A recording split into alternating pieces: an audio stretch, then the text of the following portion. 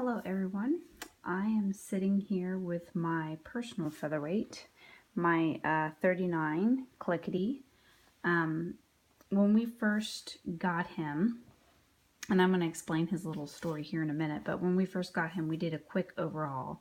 So I decided that it was his turn to get a spa day and really get a featherweight 38 cleaning makeover, if you will. So if you take a look at him, you can tell that he is not one of the more perfect featherweights out there. I've got his motor detached, but if I can hold it up here, let's see. I don't know if I can get my camera down there. Oh, there we go. You can tell his motor's all scratched up and everything. So anyways, the story of Clickety and my journey to featherweight 38 was I went on a sewing trip up in Indiana, with my aunt who has a 48 named Zoe, and she brought out her little featherweight, and I was intimidated by this little black machine and scared to sew on it because I didn't want to break it. And I finally she's like, just do it, Alicia. And so I get over there and I'm sewing half square triangles, and ironically, there's some music in the background that was playing 40s music. And so I was kind of taken back in time, and I left out of there, and I had just bought a new Viking, but I had left out of there wanting the featherweight. And so I came home and I was talking to Steven about it, and he's like, yeah, okay, whatever.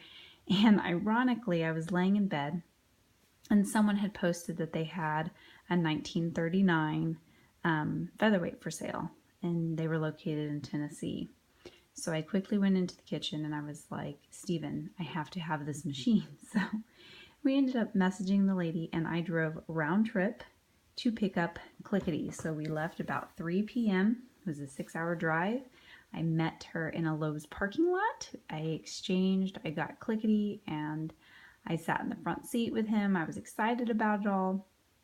And we literally turned around and drove back to Dayton, Ohio. So I had a 1-year-old and a 3-year-old in the backseat of the car too, so you can call me crazy. I got Clickety home, and he was not what I expected. His case was completely beat up. He did not have a standard presser foot on there. In fact, he had a cording foot. Every time that I went to sew something on him, he tangled up. He was kind of dirty. Obviously, you see the decals are pretty badly gone. It's kind of hard to see. Let's see if I can shine some light on there. If you could tell, like, his clear coat is pretty much gone. It's shot. There's probably no amount of rubbing compound that's going to be able to bring that back. But he didn't have a manual. He had a few feet. The cord was pretty much in needing of repair. And Steven ended up, just like I said, doing a light overhaul on him while I was gone, and got him to where he was at least stitching correctly. And it was then that I realized that I love history, and I fell in love with these machines, and I wanted to be able to provide a service for people to where once they got this featherweight, or if they shared in the love of the featherweight, that they would be able to open it up and have at least some basic supplies, such as a manual. Clickety did not come with a manual, but a manual, a standard presser foot, some attachments, a few bobbins, you know, a spool of thread at least, a new needle. And so at Featherweight 38, that's what I try to provide, and definitely try to clean up the case. Clickety's case does not have 2 latches, and the top of it is held together with a wire of whatever probably is left of what used to be the leather handle. So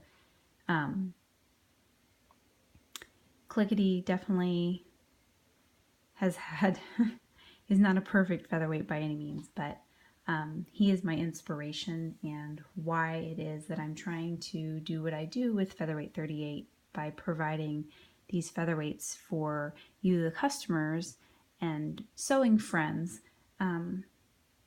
Something that's special, it's historic, it's vintage, and just so it's out of the box and ready for you.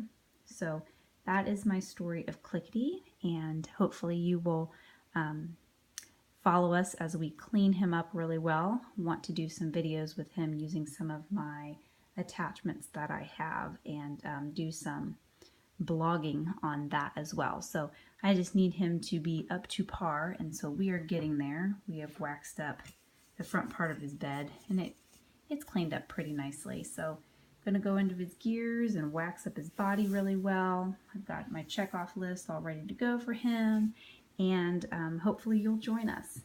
Thank you and have a great night.